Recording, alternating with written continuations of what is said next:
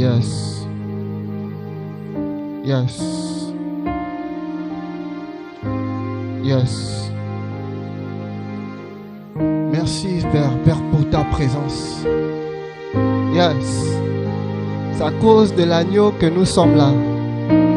C'est grâce à l'agneau de Dieu que nous sommes là. Yes. C'est toi l'agneau de Dieu. Ya, baraso prakatase. Brakato yande de bo sakate braka.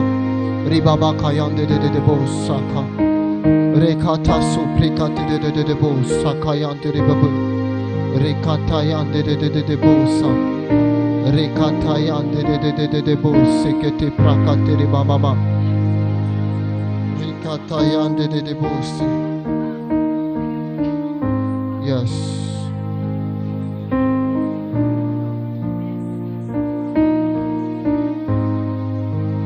Amen, amen, amen, amen. Père, nous te bénissons pour ta présence, parce que nous savons que tu es fidèle. Au-delà de nos attentes et de nos espérances, nous savons que tu es fidèle. Entre tes mains, Père, nous sommes. Entre tes mains, nous allons demeurer. Et nous venons encore ce soir pour être rassasiés, consommer ce qui est de toi. Yes, on parle de Pâques et on parle de ce sacrifice. Merci pour ta présence au milieu de nous. Et merci, Père, parce que tu vas nous faire du bien. Et du bien, et du bien, et du bien absolu. À toi seul la louange et la gloire pour des siècles et des siècles. Au nom de Jésus. Amen. Je sais sûrement le pasteur Michel vous a demandé de prendre les nouvelles les uns pour les autres, mais ce serait bien quand même qu'on puisse se saluer encore. Et regarde ton voisin, dis bonjour au voisin. Bonsoir voisin. Bonsoir la famille.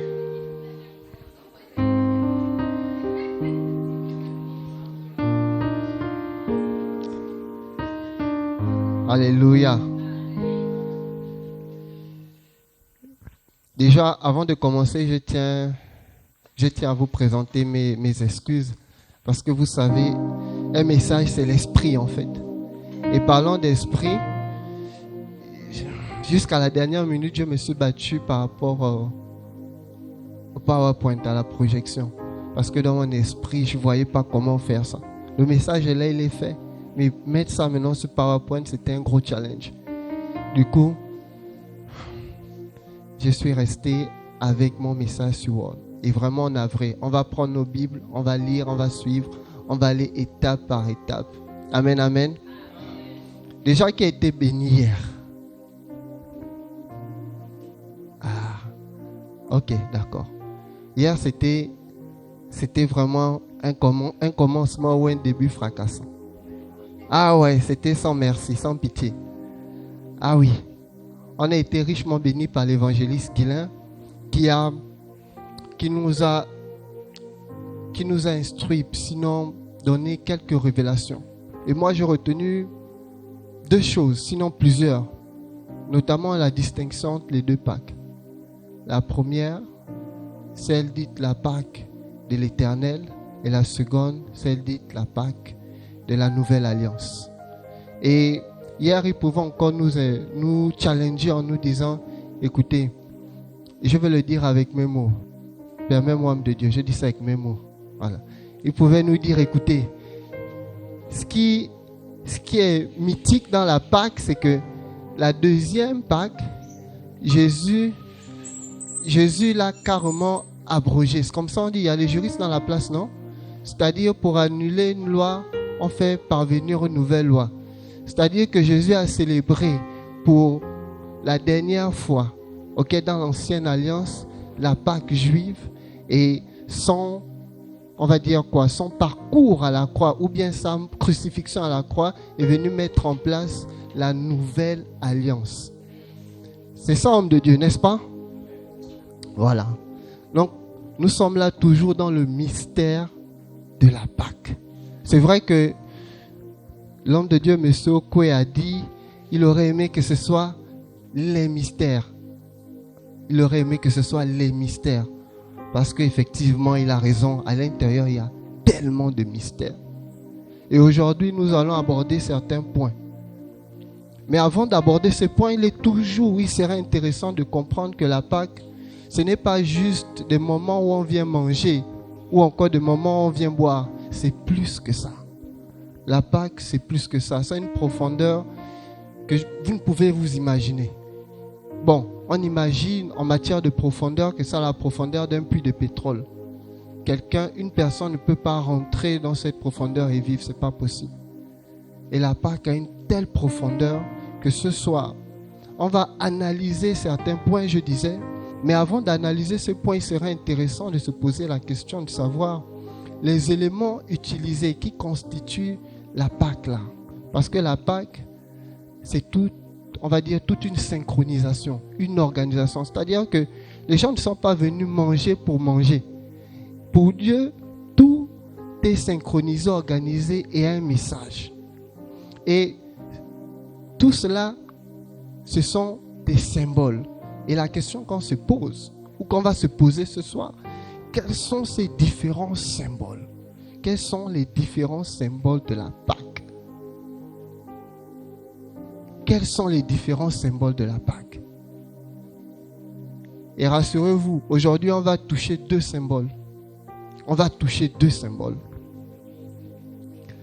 Je me rappelle, ou je sais, depuis que je suis chrétien, qu'on me parle, et je crois, l'homme de Dieu a parlé de ça hier, il a parlé du sang, il a parlé du pain sans levain, le levain qui symbolise le péché, et il a parlé du pain, la chair et l'agneau. Alors, aujourd'hui, on va parler de quelque chose d'autre que vous n'avez peut-être pas perçu ou qui n'est pas visible facilement. Le premier point qu'on va aborder, c'est le point lié au feu. Alors, le premier symbole que nous allons voir en grand 1, c'est le symbole du feu. Le premier symbole que nous allons voir en grand 1, c'est le symbole du feu. Généralement, quand on parle de feu, ça nous ramène dans le livre de Actes des Apôtres, n'est-ce pas? Actes des Apôtres, chapitre 2, verset 3, qui parle de l'effusion du Saint-Esprit, des langues semblables à des langues de feu, et vient se pose. C'est la Pâque, hein, c'est pas la Pentecôte. Et vous verrez vraiment à la fin qu'il y a une différence entre le feu de la Pâque et le feu de la Pentecôte. Mais là, je ne parle pas du feu de la Pentecôte. Là, je parle du feu de la Pâque. Ouvrons nos Bibles dans le livre d'Exode. Et je pense que durant cette semaine, ce sera le livre le plus lu, sinon le chapitre le plus lu. Et on va le lire ensemble. Le livre d'Exode, le chapitre 12, du verset 8 au verset 9. Vous y êtes? La Bible déclare ceci, au verset 8. Cette même nuit, on mangera la chair rôtie au feu. On la mangera avec des pains sans levain et des herbes amères. Verset 9. Vous ne le mangerez point à demi cuit et bouilli dans l'eau, mais il sera rôti au feu, avec la tête, les jambes et l'intérieur. Amen. Là, c'est l'Éternel qui parle à Moïse et qui explique un peu à Moïse comment va se dérouler la Pâque. Et moi, j'ai mis en rouge rôti au feu. Rôti au feu. Et merci Seigneur parce qu'il y a des mamans ici, elles vont beaucoup m'aider. Ce qu'il faut comprendre, c'est qu'en matière de cuisine, sinon, on ne peut pas dire que quelque chose est rôti sans passer par le feu. Ce n'est pas possible. Vous pourrez mettre tout ce que vous voulez autour de, je ne sais pas, on va parler du poulet. Autour du poulet, pour que tout ça puisse ressortir en matière de saveur, on a forcément besoin du feu. Et vous savez comme moi, enfin surtout pour les hommes, parce que c'est que nous les hommes là, on ne sait pas trop faire les trucs rôtis là. Nous on part au coin, au quartier là, le gars qui a son, comment vous appelez ça, caisse, où il y a le poulet rôti là, on demande le rôti de 1500 ou 6000, rapidement on rentre à la maison. Quand on prend ça et qu'on mange, c'est délicieux. Pourquoi? À cause du feu qui a passé le poulet au rôti. Qu'est-ce que je veux dire? Je veux dire à quelqu'un ce soir que sans le feu, on n'a point de rôti. Et le rôti a besoin nécessairement du passage du feu. C'est pas pour rien que Dieu a mis l'accent sur le fait de ne pas faire ça à demi-cuit, demi-bouilli. Lui, il a mis l'accent sur le rôti. Après, j'ai découvert presque que, en fait, c'est fait, bon, c'est moi qui le dis, c'est fait exprès qu'il ait parlé du rôti. Et je vais expliquer plus tard. Parce que c'est une cuisson lente pour les femmes, n'est-ce pas, non? C'est-à-dire que c'est la cuisson la plus lente qui puisse exister en cuisine. N'est-ce pas? Voilà. Donc, c'est, même là encore, c'est un autre symbole. Ça peut faire office d'une prédication. Mais je vais m'arrêter là. Jusqu'ici, vous ne me suivez peut-être pas. Mais soyez patient, vous allez comprendre. Alors, les femmes ont une particularité. Quand elles veulent faire un bon plat, ce qu'elles font, je parle d'un plat rôti, c'est qu'elles vont acheter la pomme de terre. Il y a même encore quoi, aidez-moi, je ne connais pas trop. Carottes, et il y a quoi encore? Oignons, poivrons, pommes de terre, j'ai dit tomates fraîches, c'est ça non? Persil, il y a encore quoi, s'il vous plaît, madame, aidez-moi. Poivre noir, like, gingembre, c'est tout, hein? En tout cas. Après, on met sur le plateau. En fait, il y a souvent un papier blanc que vous mettez quand on fait des rames. Papier de cuisson. On met sur le plateau, on met le plomb, on met tout. On met au feu. Après, on vient récupérer. N'est-ce pas? Il y a même un truc là. J'ai pas compris, mais mesdames, expliquez-moi. Comment vous savez que c'est le moment d'enlever ça au feu? Ah, mon four là, c'est un signal peint. Moi, j'ai encore au four d'avant. Ah, voilà! Parce que vous avez, comment je vais dire, vous êtes déjà, on va dire, entraîné, sinon habitué par l'odeur à reconnaître que là, c'est bon, on peut y en manger. C'est ça. Donc, ce qui est, c'est que quand vous finissez, quand c'est cuit, vous prenez, vous mettez sur la table. Et quand vous mettez sur la table, vous vous dites sûrement, je vais me régaler. Quel festin. Quel goût. Ah, elle a dit pas sûrement. Ah, ok, d'accord. Vous vous dites, oh là, je vais me régaler. Quel festin. La famille, ce que je vais dire, c'est que, enfin, ce que je veux nous emmener à réaliser, c'est que, en principe, le problème, c'est pas le feu. Le problème, c'est la finalité, en fait. La finalité, c'est le goût que l'on ressent lorsque c'est cuit, en fait. S'il n'y avait pas le feu en question, on ne devait pas prendre le plaisir à manger ce poulet rôti là, ou ce méchoui cochon rôti. On ne devait pas prendre du plaisir. Mais on prend du plaisir pourquoi? Parce qu'il y a eu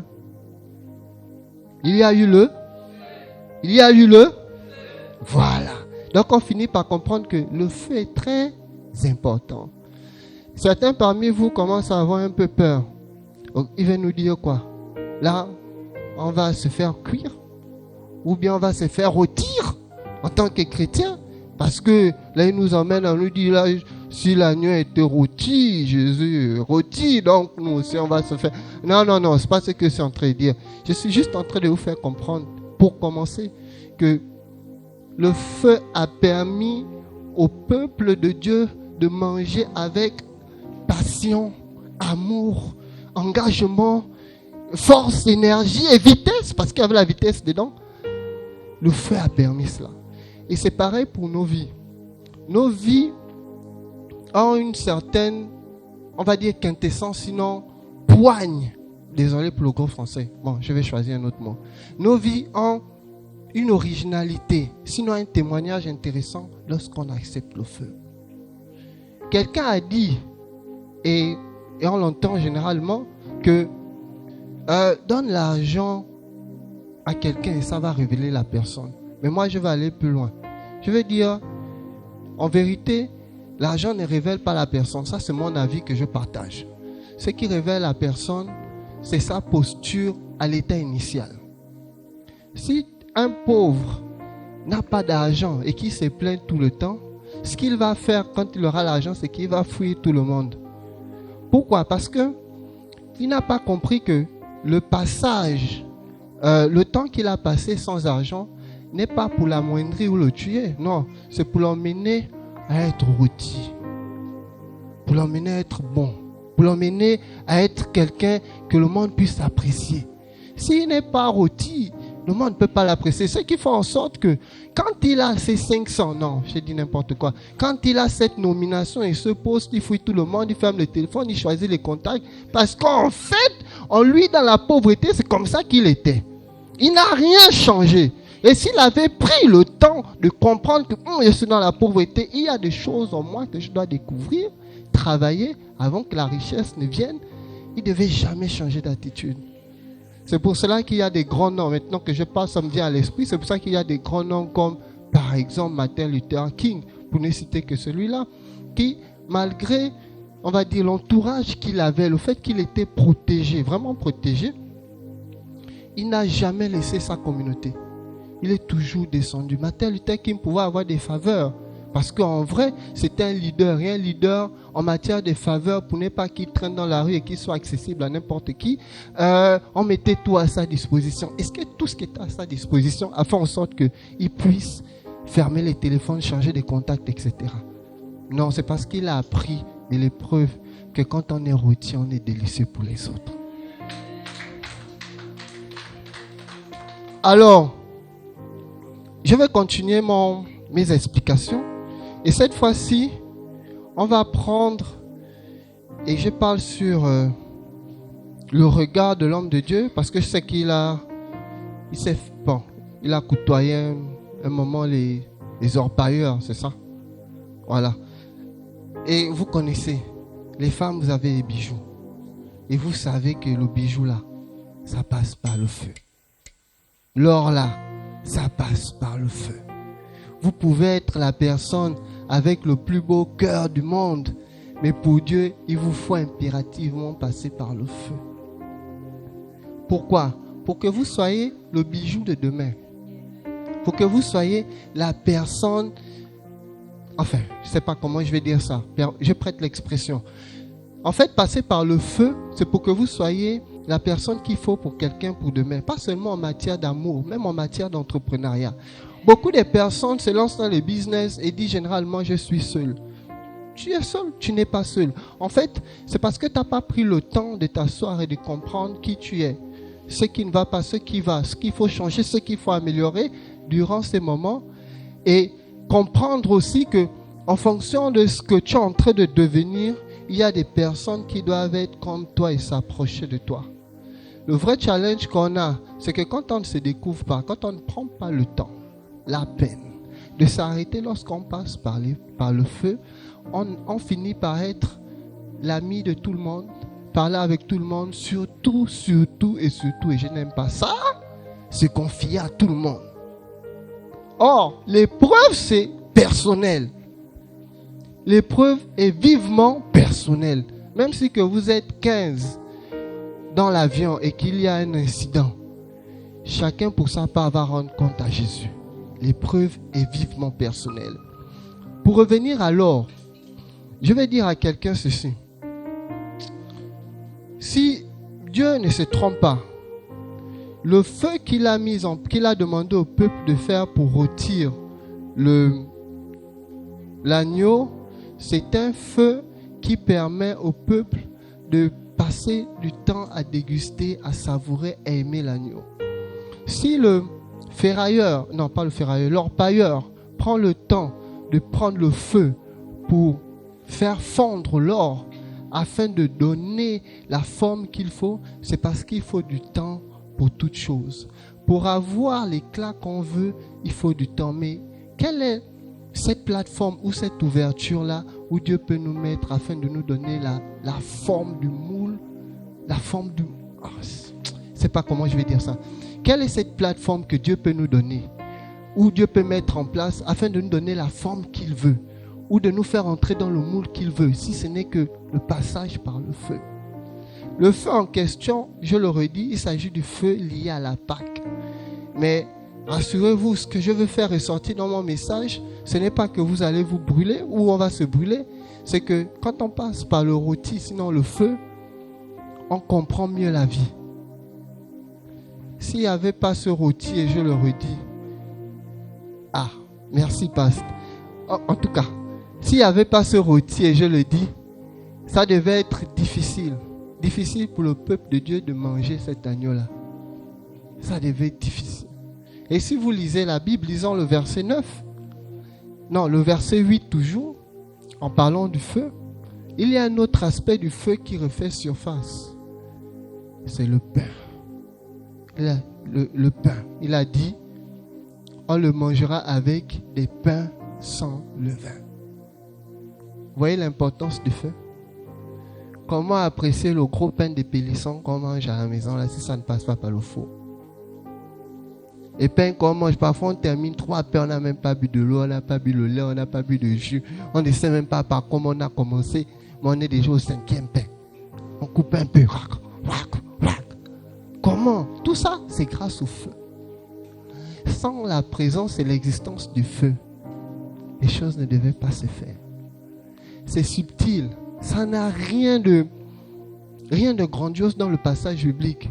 Le fait de prendre l'agneau et de rôtir. C'est-à-dire que quand on dit rôtir là, c'est-à-dire pour nous dans nos têtes, c'est juste quelque chose qu'on va rôtir. Mais sachez que le feu de Dieu qui est subtil dans le passage biblique a un but bien précis. Son but, ce n'est pas de nous tuer. Non. Je l'ai dit tantôt, c'est de nous transformer, de nous révéler. Le michu là s'est révélé dans la bouche des gens, l'estomac des gens. Ah oui, le michu en question là, c'est le michu, le pain même qu'on achète à la boulangerie, ça se révèle. On peut manger 3 comme ça, on dort, on prend de l'eau, bon, je suis fatigué. On ne s'est même pas rendu compte. Quand on se réveille le matin, on se pose la question, j'ai même mangé quoi hier? Ah, les 3 pains là. Ah ok, d'accord. On voit finalement que 3 pains passés par le feu font du bien au ventre. Maintenant, dites-moi, il faut se poser les bonnes questions. Pourquoi Dieu a permis qu'il y ait le buisson ardent? Pourquoi? J'ai entendu hier, je sens que quelqu'un a compris. Pourquoi? J'ai dit si le feu là c'était pour nous tuer, Moïse devait mourir au buisson ardent. Parce que en vrai, écoutez, Moïse va chez son cousin, je vais dire ça comme ça, parce que l'homme de Dieu a expliqué ça hier. Moïse va chez son cousin, Madian, parce que c'est, voilà, il a expliqué hier. Et il y va, ce qu'il fait, c'est que, comme a dit l'homme de Dieu, il apprend le ministère. Mais dans l'exercice du ministère, à un moment, il voit de l'herbe avec des bois, un feu quelque part. Naturellement, quand on voit un feu, on regarde. Il a regardé. Il pouvait continuer, mais il s'est rendu compte que tiens, le bois, l'herbe là, ça fait 1 minute dessus là, ça ne meurt pas. Depuis quand? Pourquoi? Et la Bible dit que c'est quand il s'est rapproché que Dieu s'est révélé. S'il ne s'était pas rapproché du feu, est-ce que Dieu devait se révéler? Et je vais plus loin. Les amis de Daniel, pasteur, s'il n'était pas entré dans la fournaise en feu là, non seulement il n'aurait pas vu le 4e monde, mais le roi Nebuchadnezzar ne se serait jamais incliné devant Dieu. Pourquoi? Le roi Nebuchadnezzar, dans son esprit, c'était lui le Dieu. Du coup, il n'y avait aucun autre Dieu qui pouvait le déclasser. Mais Dieu a dit, je vais te montrer qui je suis. Je ne vais pas passer par autre chose. Je vais passer par ce que tu as mis en place, le feu. Je vais te révéler que du feu, je suis Dieu. Allons-y, poussons un peu plus loin. Donc, on voit clairement en parlant du buisson ardent, les amis de Daniel, que le feu est très, très, très important pour Dieu. Et là, on parle du feu de Pâques dans l'ancienne alliance. Maintenant, parlons du feu de Pâques dans la nouvelle alliance. Là, ça va être technique. Je vous prie, s'il vous plaît, d'être attentif parce que ça va être technique. Alors, allons-y dans le livre de Matthieu, chapitre 26, verset 26. Un livre que l'on connaît tous et un chapitre, un verset qu'on aime bien. La Bible dit ceci. Pendant qu'il mangeait, Jésus prit du pain et, après avoir rendu grâce, Matthieu 26, verset 26. Et après avoir rendu grâce, il le rompit et le donna aux disciples en disant, prenez, mangez, ceci est mon corps. Déjà, je vais revenir sur ce qu'on a vu, le pain. Moi, j'aime bien le début du passage parce qu'il dit, et ça m'a un peu fait sourire parce qu'il dit, Jésus, pendant qu'ils étaient en train de manger, c'est-à-dire que tous étaient à table en train de manger. La Bible dit, Jésus prit du pain. Ça veut dire que même Christ s'arrêtait un moment de manger, il a pris du pain. Donc, pendant que les autres étaient, je ne sais pas trop ce qu'ils mangeaient, ils étaient en train de manger, Jésus a arrêté, il a pris du pain. Ça veut dire que les gars avaient commencé de manger, à mon avis, sans avoir consommé du pain. Donc Jésus prend le pain, il rend grâce, il coupe, il partage. Après il dit, prenez ceci, je vais dire mot pour mot. Il dit, prenez, mangez, ceci est mon corps. Donc, moi j'ai compris directement que Jésus est en train de se substituer au pain. Il dit clairement que, écoutez, je suis le pain. De la même façon que le pain est passé par le feu, je vais passer par le feu. Je vais aller plus loin. Il est en train de dire aux disciples, souvenez-vous que, et là je parle encore sur la couverture des femmes, la cuisson du monsieur et la cuisson du pain, c'est pratiquement la même chose, n'est-ce pas? C'est au four. C'est quoi, feu doux, hein? Vous appelez ça comment même? En tout cas, c'est au four. La même façon, mettez le pain au four, c'est la même façon que vous allez mettre le poulet brisé le poulet au four pour qu'il soit brisé. Donc, ça veut dire quoi? Ça veut dire que on est dans situation, mais on est dans une image où Dieu nous fait comprendre que, non, Jésus nous fait comprendre que je vais passer par l'épreuve du feu. J'ai parlé tout à l'heure de cuisson lente. Je vais passer par une mort lente. Je vais passer par des épreuves. On va m'arrêter. On va m'accuser. On va me juger. On va me torturer. On va me crucifier. Je vais mourir et je vais ressusciter. En disant seulement, prenez ceci, mangez ceci car ceci est ma. Ça veut dire, je vais passer par l'épreuve du feu. Et il était là en train de résumer toute la nouvelle Pâque dans une seule parole. Mangez ceci car ceci est ma. Il ne pouvait pas dire, écoutez, bon, après pour moi je pense que c'était trop long de dire, écoutez, l'agneau là, c'est moi, mais comment on ne peut pas m'égorger, prendre le sang, c'est trop lent. Mais ça va se faire, cet agneau qu'on a tué, on a pris le sang, on a désolé de mettre sur les poteaux et les linteaux. Cet agneau en question, c'est moi. Mais la mort, la précédente mort, ne sera pas la même. La mienne sera plus douloureuse que celle de la première. Parce que le premier, en fait. Parce que le premier, lui, on l'a tué sur le coup. Moi, on va me tuer lentement et avec beaucoup, comment je vais dire ça? Avec beaucoup de passion. Lentement, avec beaucoup de passion. Et ma mort sera atroce, très atroce. C'est pour cela que la seconde Pâque a plus de poigne que la première Pâque. Parce que c'est une Pâque où déjà l'agneau, on va le voir plus tard, l'agneau en question c'est Jésus.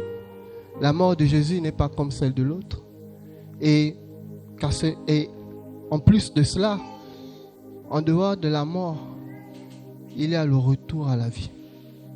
Donc Jésus ne s'est pas limité à venir juste pour quelqu'un. mais il est venu pour l'humanité. Il fallait un passage général. Donc nous voyons, j'ai fini avec la première partie en ce qui concerne le feu. Et nous voyons clairement que par le feu, Dieu a mis en place tout un système, vraiment tout un système pour que la Pâque puisse se réaliser. C'est-à-dire, maintenant que nous y sommes, essayez un peu d'imaginer la Pâque sans feu. Bon, imaginons tous la Pâque sans feu. Il n'y a pas de feu. On ne fait pas rôtir l'agneau, on ne prépare pas du pain. Imaginons la Pâque sans feu. Merci, c'est joli ça, sans saveur. Une Pâque sans goût, comme on dit au quartier. C'est un peu ça le véritable challenge. C'est ce qu'on doit comprendre en fait. Ce qu'on doit comprendre, c'est que tout ce qui constitue la fête de Pâques, comme on le dit, chaque élément est un symbole. Chaque élément a une explication bien précise. C'est à nous de comprendre ça. Bon, je ne vais pas toucher d'autres points, sinon je risque de faire un hors-sujet. On reste concentré. Alors, on va prendre le deuxième point cette fois-ci. Le symbole du partage. Grand 2, symbole du partage. Ah là là là là là là là. Alors, le symbole du partage. J'avais mis entre parenthèses le partage de l'évangile, mais après j'ai enlevé. Parce que il faut beaucoup d'explications pour faire vraiment adhérer le passage de l'évangile. Je préférais garder le symbole du partage. Dans le même livre d'Exode, le chapitre 12, je vous ai dit que ce sera le chapitre star de ce moment. Le chapitre 12, du verset 4 au verset 5. La Bible dit ceci, au verset 4. C'est bon, vous avez trouvé? Exode 12, 4, 5. Si la maison est trop peu nombreuse pour un agneau, on le prendra avec son plus proche voisin, selon le nombre des personnes. J'ai mis un point d'exclamation. Je répète, si la maison est trop peu nombreuse pour un agneau, on le prendra avec son plus proche voisin, selon le nombre des personnes. Et au verset 5, il dit, ce serait un agneau sans défaut, mâle, âgé d'1 an. Vous pourrez prendre un agneau ou un chevreau. C'est bon? Vous y êtes? Ok. Vous voyez clairement que même là encore, notre Père, notre Dieu est élégant. Et pourtant, pour le sang, il a été, selon ce que j'ai lu, il a été clair, sinon exigeant, en disant, chaque famille doit avoir son animal, tuer son animal et mettre sur les linteaux et les portes. Les linteaux et les poteaux. Il a été clair. J'ai essayé un peu de chercher pour voir s'il n'a pas fait un non-dit, c'est-à-dire s'il n'a pas laissé une brèche pour dire que même le sang vous pouvez partager. J'ai pas vu. J'ai vraiment cherché un non-dit, j'ai pas vu. J'ai dit oui. Pour le sang, Dieu était exigeant. Mais en matière de... j'ai failli dire mais je suis. En matière d'agneau rôti, il a dit, si l'agneau là, dans la maison X, c'est beaucoup, vous pouvez appeler le voisin. Ça veut dire quoi? Ça veut dire que vous avez un voisin à côté, ou bien une famille à côté, qui elle a beaucoup de personnes et qui a un agneau qui est petit, qui ne peut pas suffire. Vous pouvez appeler ces voisins-là et demander à ces voisins de venir manger avec vous. Mais la vérité, c'est que ils n'ont pas fait que manger en fait. Ils étaient en train de partager. Mais ils partageaient quoi? C'est la bonne question. Ce qu'il faut comprendre, c'est que l'agneau en question qu'ils étaient en train de partager, cet agneau est mort à la place de beaucoup de premiers-nés des Juifs. Donc en vrai, cet agneau, je veux le dire, à leur niveau, dans l'ancienne alliance, c'était considéré comme le salut pour beaucoup des premiers-nés des Juifs. Donc ils partageaient à table le salut. C'est ce que je suis en train de dire. Dieu, même dans son plan de la Pâque, il y avait le partage du salut, le partage de la bonne nouvelle, le partage de Jésus-Christ. Est-ce que vous me suivez? Alors, on va voir relisons le verset 5. Est-ce que quelqu'un peut lire le verset 5?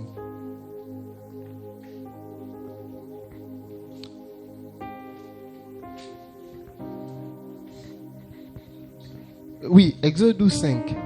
Exode 12, verset 5. Uh-huh.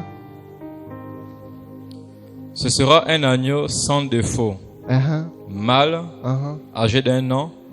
Vous pourrez prendre un agneau ou un chevreau. Ok. Moi, la partie que j'ai aimée, c'est bien mâle sans défaut.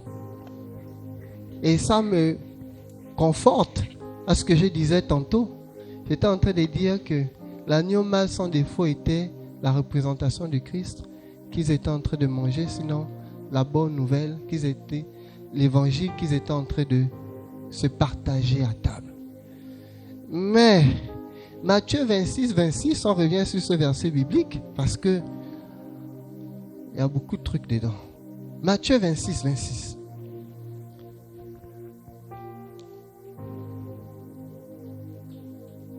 Quelqu'un pour lire?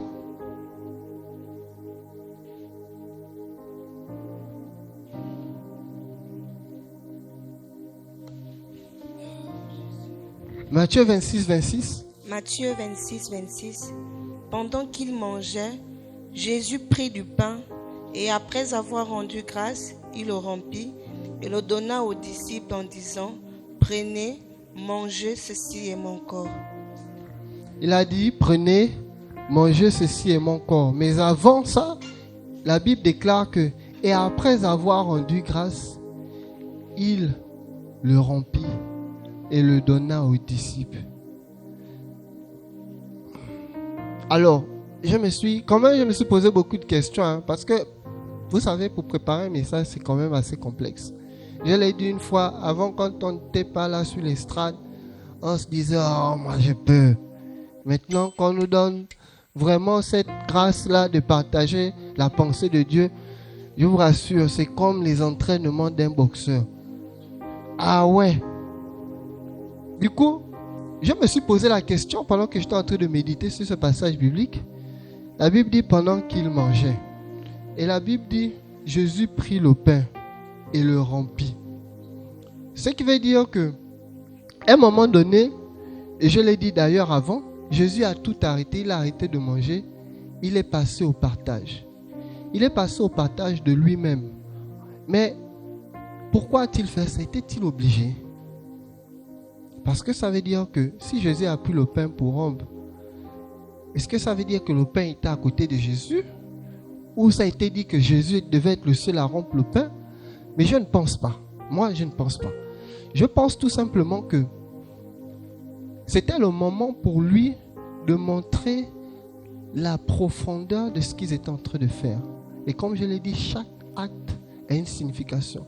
Il fallait pour lui qu'il montre aux gens qu'en fait, manger là, c'est pas que manger. C'est plus que manger. C'est partager. Partager quoi? Partager l'évangile. Parce qu'il a dit, je suis le pain de vie. Ça veut dire que sur la table, il est en train de partager lui-même à tous ceux qui étaient là. C'est pour cela que quand on regarde les Écritures, surtout le livre, je crois que j'ai lu ça tout à l'heure, c'était dans le livre de Marc, la femme cananéenne qui vient crier là, qui vient dire mon fils est malade, les disciples disent oh, faut la chasser, elle nous dérange. Et Jésus répond et dit, moi je suis venu pour les brebis perdus d'Israël. Pourquoi? Parce que premièrement, quand il était dans la pièce, il était avec qui? Il était avec les Hébreux, ses frères de toutes les contrées. Ça veut dire qu'il a partagé le pain avec ses frères, un peu comme dans l'ancienne. Voilà.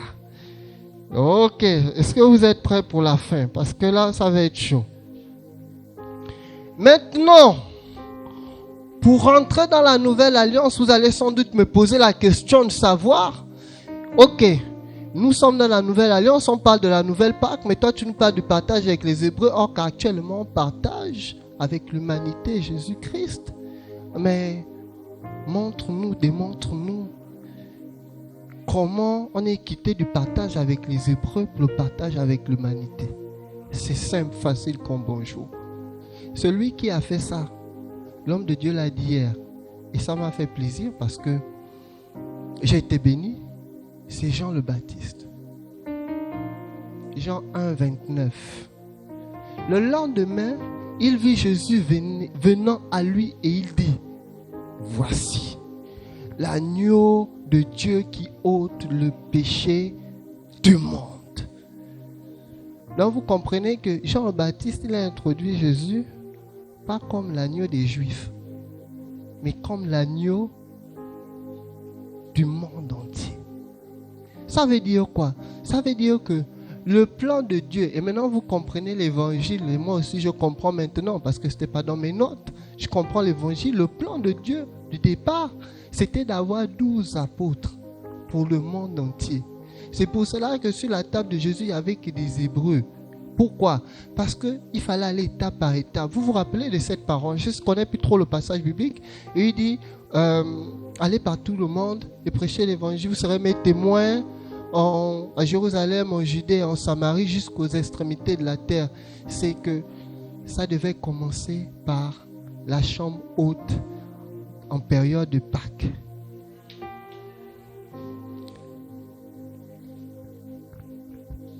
Je leur ai dit, tout ce qui concerne la Pâque est calculé par Dieu.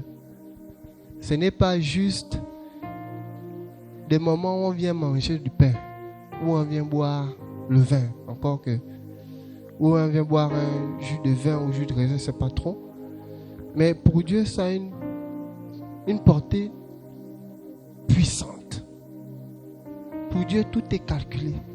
De la même façon, et là ils sont en train de chuter, la même façon que Dieu a introduit le partage dans l'ancienne alliance, je vais dire le partage du salut, sinon de la bonne nouvelle dans l'ancienne alliance, rien n'a changé dans la nouvelle alliance. Je vais même aller plus loin. Il a élargi ce partage.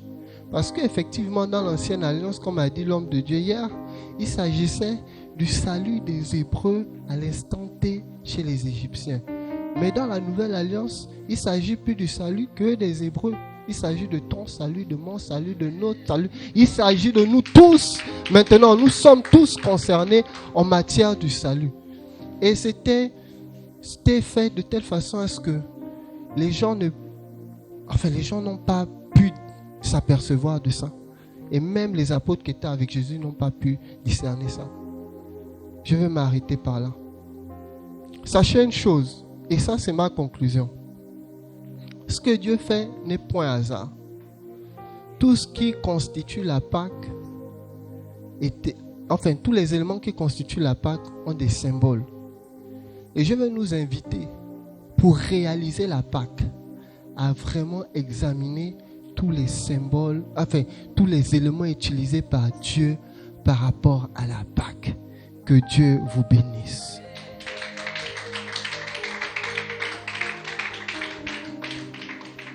Voilà. Est-ce qu'on peut baisser nos têtes, prier quelques minutes?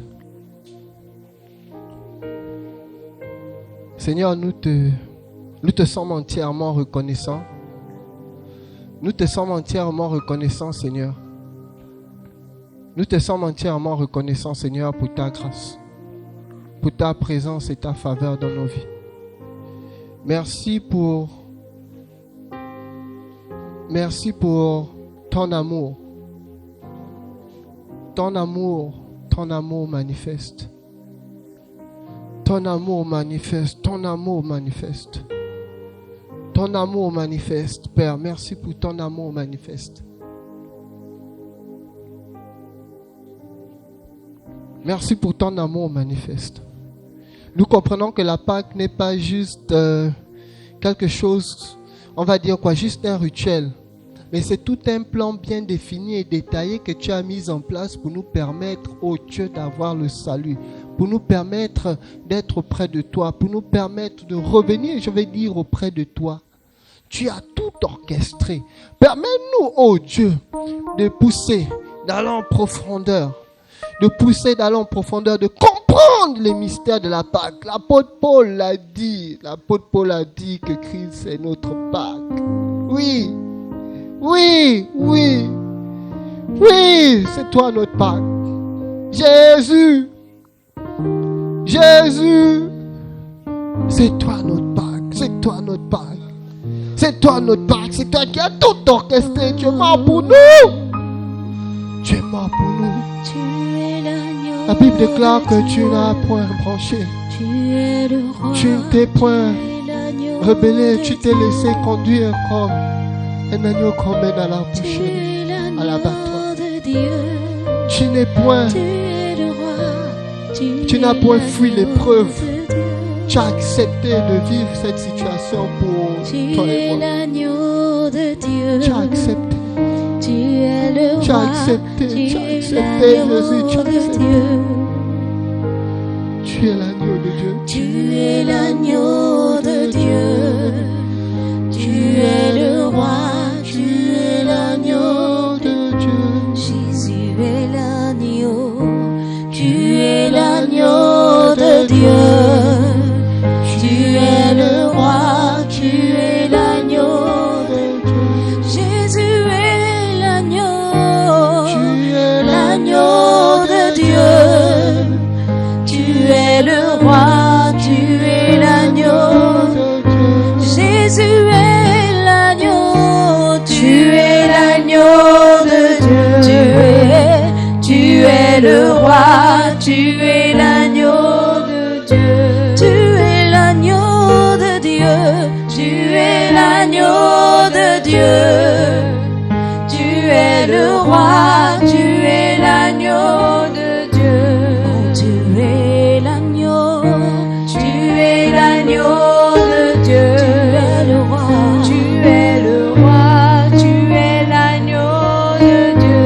Jésus est l'agneau. Tu es l'agneau de Dieu. Tu es le roi. Tu es l'agneau de Dieu. Jésus est l'agneau. Tu es l'agneau de Dieu. Tu es le roi. Tu es l'agneau de Dieu. Il est l'agneau. Tu es l'agneau de Dieu. Dis-le. Tu es le roi. Tu es l'agneau de Dieu. Confesse-le avec nous. Allez, dis-le. Tu es l'agneau de Dieu. Tu es le roi. Tu es l'agneau de Dieu. Jésus est l'agneau. Tu es l'agneau de Dieu. Tu es le roi. Tu es l'agneau de Dieu. Jésus, il est l'agneau. Tu es l'agneau de Dieu.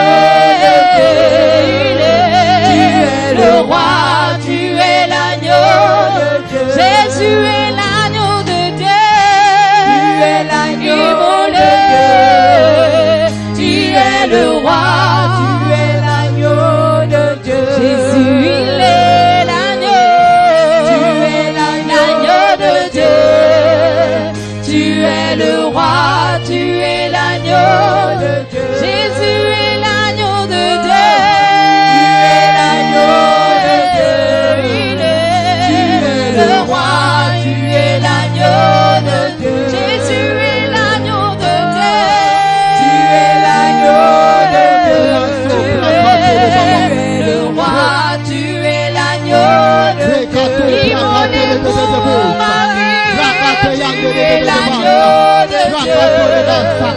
Tu es le roi, tu es l'agneau.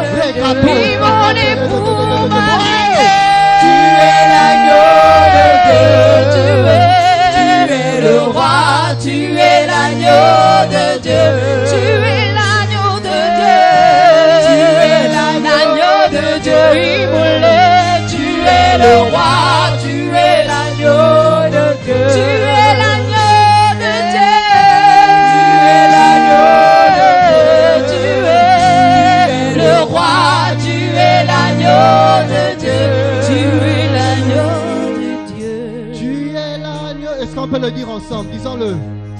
Tu es le roi, tu es l'agneau de Dieu.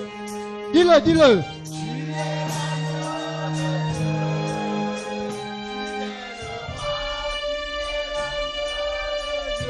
Confesse-le, confesse-le, déclare-le. Yes! Tu es l'agneau de Dieu. Tu es le roi, tu es l'agneau de Dieu. Tu es l'agneau de Dieu. Tu es le roi, tu es l'agneau de Dieu. Tu es l'agneau de Dieu.